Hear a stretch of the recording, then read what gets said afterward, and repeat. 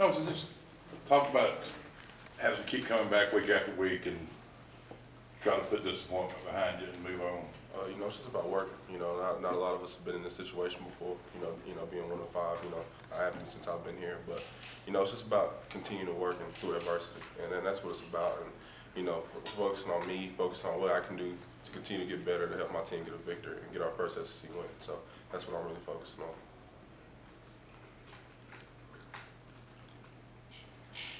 You got a little more time and be out last week. How'd you feel like you played? I played hard. I did what my coach asked me to do, but Coach Eguae is putting a lot on just the details of the game. And that's really what I've been focused on the past couple of weeks, making sure that I detail my game and I detail my work to try to help my defense play good and get a victory. So it's just about executing, and that's what I'm focusing on, and that's what my teammates are focusing on too. Nosa, how important is it for you guys to create turnovers? I mean, you guys are one turnover, I believe, all year interception.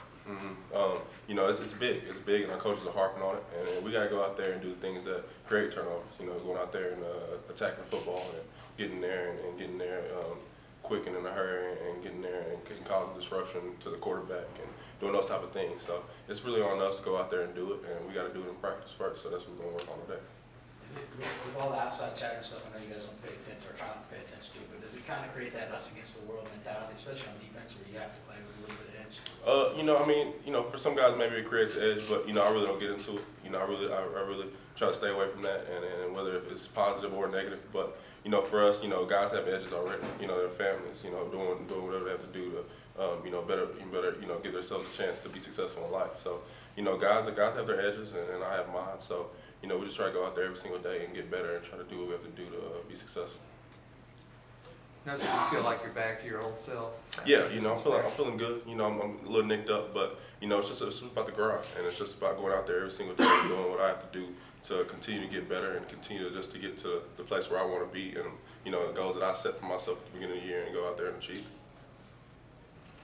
Some of the younger guys get kind of mixed in on the defense a little bit. What are those guys bringing to the table for you guys as a team? We got some great players, young guys that are stepping up for us, and guys that are playing a lot of snaps and as a freshman or as a sophomore, and those guys are just continuing to get better, and that's what you got to do. As a young guy, you're going to go through your times as a freshman where it seems like it's never going to end, but for those guys, they can just continue to work and continue to progress. Then they're going to keep working and they're going to continue to grow and continue to get better as players. So I like those young guys. We got a good group of young guys for sure.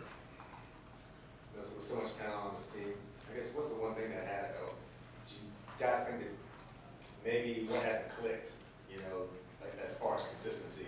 For us, it's executing 4 quarters football. That's what we're focusing on. Just to get our first SEC win, we got to execute 4 quarters. And it comes down to the 4th quarter execution and detailing our work. And that's what we're focusing on doing. We got great players, and it's going to come down to that. And when we execute for 4 quarters, we're going to get W's. And that's what we got to do. Do you feel like people are viewing you going into this game as an underdog? I really don't get into that seriously, but we probably are, and that's something that we just got to go out there and work, starting today, starting tomorrow, get in the film room, do the type of things that help us get victories, and that's what we got to keep doing and detailing our work and execute. No matter how it happens, just to get a win, what would that mean for you guys, just from a confidence standpoint? Wins. That's what it's about. At the end of the day, and that's what we work for. So. For us just to get that first W in the SEC is going to be huge, and that's what we're going to go out there to do. And we're going to go out there and work on today, tomorrow, and just do whatever we have to do just to get that win on Saturday.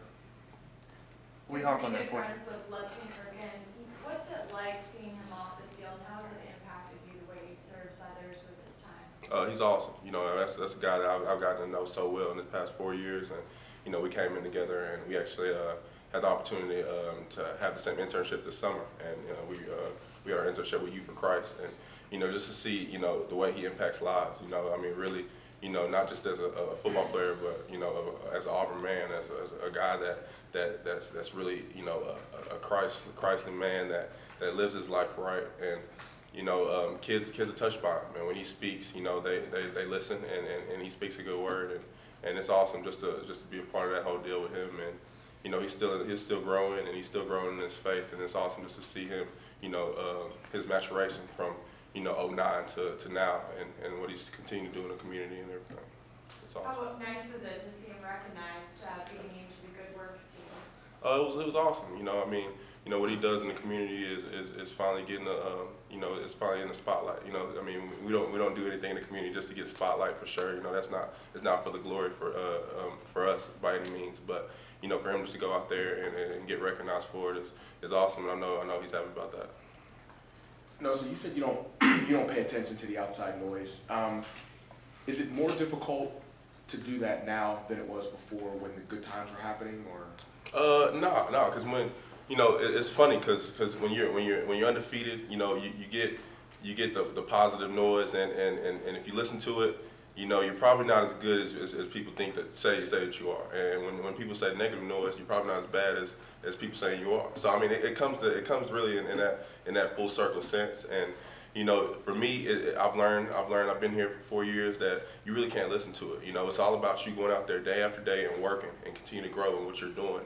And eventually, you know, you're gonna get your glorification if you deserve it. And you just gotta keep working. That's what it's about, and it's about going out there and executing and doing those fine things that coaches preach to us every single day. You guys wouldn't be playing in the SEC if you weren't competitors. From that standpoint, the 62-3 in the fourth quarter, does that? It's tough. It's tough. It's really tough because, you know, we're a team that prides ourselves in the fourth quarter. You know, I've said that many a times. And, you know, for us to play the way we have this season in the fourth quarter, it is tough. But, you know, what are we going to do now? We can't you know, feel sorry for ourselves. We got to go out there and work. We got to go out there and execute, figure out what's going on in the fourth quarter and fix it. That's the bottom line. Thanks, Justin. Appreciate that.